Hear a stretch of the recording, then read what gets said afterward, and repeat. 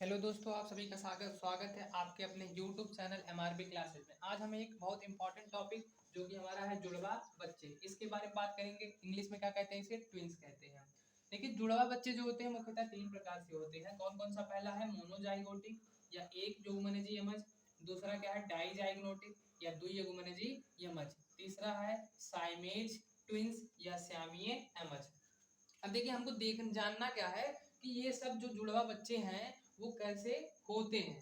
ठीक है, सामान्य स्थिति में आप लोग जान रहे हैं नर युग्मक और मादा युग्मक, नर युग्मक और मादा युग्मक आपस में संलयित होते हैं, अर्थात मिलते हैं तो निषेचन की प्रक्रिया होती है। नर युग्मक के रूप में क्या होता है? शुक्राणु। नर युग्मक के रूप में क्या होता है? शुक्राणु। और मादा युग्मक के रूप में क्या होता है? अंडाणु। तो शुक्राणु और अंडाणु जब एक दूसरे से मिलते हैं तो निषेचन होता है और इसके फलस्वरूप क्या बन जाता है? युग्मनज। क्या बन जाता है? युग्मनज। अंडाणु और शुक्राणु के मिलने से युग्मनज बन जाता है। अब देखिए, मान ये देखो अंडाशय है, अंडाशय, अंडाशय से हमारा क्या निकलता है अंडाणु। क्या निकलता है? अंडाणु। ये अंडाणु जो निकला है वो कीपक द्वारा पकड़ लिया जाता है। वो कीपक द्वारा क्या होता है? अंडाणु पकड़ लिया जाता है और ये कहाँ भेज दिया जाता है? आगे। इसे क्या कहते हैं? Fallopian tube. देखिए, ये एक मादा जनन तंत्र का चित्र है। ये किसका चित्र है? मादा जनन तंत्र का। ठीक है, जिसका ये क्या है? अंडाशय है। ये एक जोड़ी अंडाशय होता है और ये पूरी नली जो है फैलोपियन ट्यूब इसे कहते हैं, या अंडवाहिनी या डिंबवाहिनी कहते हैं।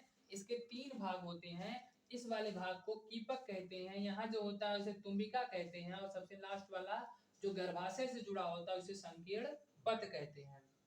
क्योंकि ये गर्भाशय है और गर्भाशय के भी कितने भाग होते हैं? तीन भाग। पहला भाग क्या है? परिगर्भाशय। दूसरा है गर्भाशय मध्य स्तर और तीसरा क्या है? गर्भाशय अंतःस्तर। ठीक है, गर्भाशय के तीन स्तर, परिगर्भाशय, गर्भाशय मध्य स्तर और गर्भाशय अंतःस्तर। देखो होता क्या है, अंडाणु जो निकला है अंडाशय से वो कीपक द्वारा पकड़ लिया जाएगा और कहाँ चला जाएगा? यहाँ। ठीक है, इस फैलोपियन ट्यूब में चला जाएगा। और चूंकि उसी दौरान शुक्राणु भी तेजी से तैरते हुए गर्भाशय ग्रीवा से होकर तैर कर कहाँ पहुंचते हैं? इसी स्थान पर। ठीक है, इसी स्थान पर शुक्राणु पहुंचते हैं। अब जब शुक्राणु यहाँ पहुंच जाएंगे तो इनमें क्या हो जाएगा? निषेचन। कौन सी प्रक्रिया हो जाएगी? निषेचन, जिसके फलस्वरूप क्या बन जाएगा? युग्मनज। क्या बन जाएगा? युग्मनज। निषेचन के फलस्वरूप क्या बन जाएगा? युग्मनज बन जाएगा। और सामान्य स्थिति में क्या होता है? युग्मनज में समसूत्री विभाजन होता है। समसूत्री विभाजन का मतलब ये जो युग्मनज हमारा बना है, युग्मनज, ये जो युग्मनज बना है अब इसमें समसूत्री विभाजन होगा, अर्थात ये एक युग्मनज था, बीच से इसे बट जाएगा। ये अलग नहीं होता, सामान्य स्थिति में ये अलग नहीं होता, एक ही में जुड़ा रहता है। ठीक है, ये सामान्य स्थिति में होती है जब सिंगल बच्चे होते हैं। लेकिन जुड़वा बच्चों के कंडीशन में क्या होता है? ये जो युग्मनज बना है इसमें जब विभाजन होगा, युग्मनज जो बना है इसमें जब विभाजन होगा तो ये एक दूसरे से जुड़े नहीं रहते, एक दूसरे से पूर्ण रूप से स्वतंत्र हो जाते हैं, पूर्ण रूप से अलग हो जाते हैं। क्योंकि अब ये पूर्ण रूप से अब ये अलग हो जाएगा तो कितने युग्मनज बन गए? दो। इसी प्रकार ये जुड़ा नहीं रहेगा, ये पूर्ण रूप से अलग हो जाएगा। क्योंकि ये पूर्ण रूप से अलग हो गए हैं तो कितने युग्मनज हो गए? दो। अब जब ये दो युग्मनज हो गए तो ये दोनों युग्मनज क्या करते हैं? वृद्धि करते हैं। वृद्धि करने के बाद ये गर्भाशय में आते हैं और गर्भाशय की अंतःस्तर से चिपक जाते हैं।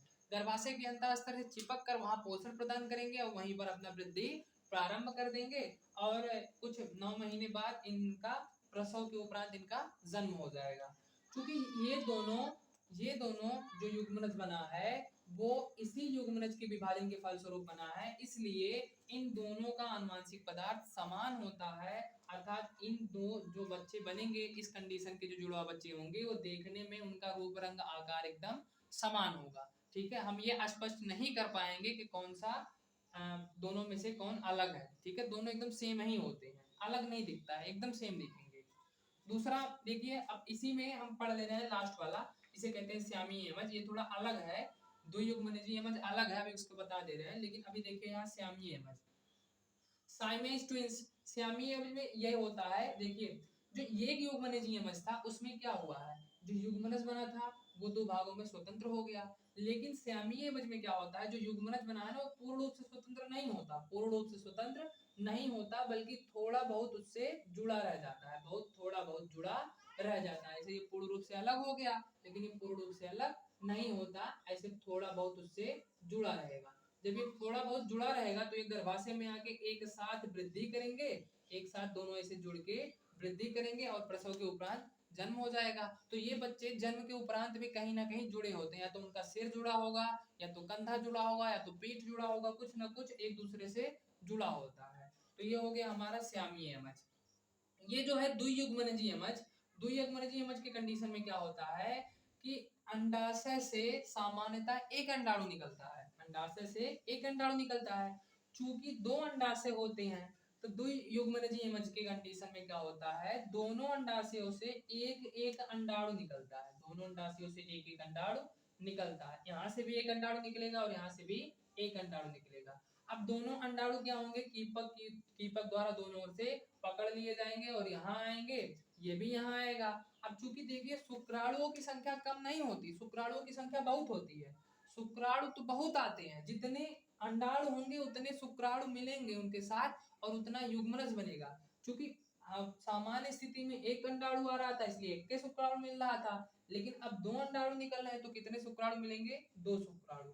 अब दोनों शुक्राणु क्या करेंगे, इसके साथ संलयित हो जाएंगे, एक शुक्राणु इसके साथ संलयित हो जाएगा, इस वाले अंडाणु के साथ एक शुक्राणु संलयित हो जाएगा, निषेचन की प्रक्रिया हो जाएगी। दूसरा शुक्राणु जो यहाँ से निकला है वो इधर आके संलयित हो जाएगा, यहाँ भी निषेचन हो जाएगी, तो यहाँ भी युग्मनज बन जाएगा और यहाँ भी युग्मनज बन जाएगा। अब ये युग्मनज वृद्धि करते हुए कहाँ आएगा, गर्भाशय के अंतःस्तर से चिपक जाएगा। ये दोनों युग्मनज क्या होंगे, आएंगे गर्भाशय के अंतःस्तर से चिपक जाएंगे। अब ये जो दोनों युग्मनज गर्भाशय के अंतःस्तर से चिपक जाएंगे तो यहाँ वृद्धि करेंगे, पोषण प्रदान करेंगे और प्रसव के उपरांत इनका जन्म हो जाएगा। क्योंकि ये दोनों अलग अलग अंडाणु से बने हैं, ये दोनों युग्मक जो बने हैं अलग अलग अंडाणुओं के मोचित होने से बने हैं, इसलिए इन दोनों अंडाणुओं या अर्थात इस दौरान जो बच्चे उत्पन्न होते हैं उनके आनुवंशिक गुण अलग अलग होते हैं। अलग अलग क्यों होते हैं, क्योंकि ये अलग अलग अंडाणुओं से निकले होते हैं और इनके साथ अलग अलग शुक्राणु संलयित होते हैं, मतलब दो अलग अलग शुक्राणु संलयित होते हैं। इस दौरान जो जुड़वा बच्चे होते हैं वो आपस में एक दूसरे से पूर्णतः अलग होते हैं, उनके जेनेटिक मटेरियल भी एकदम पूर्णतः सेम नहीं होते, अलग होते हैं, ठीक है, और उनका रूप रंग आकार भी उनसे अलग होता है। धन्यवाद।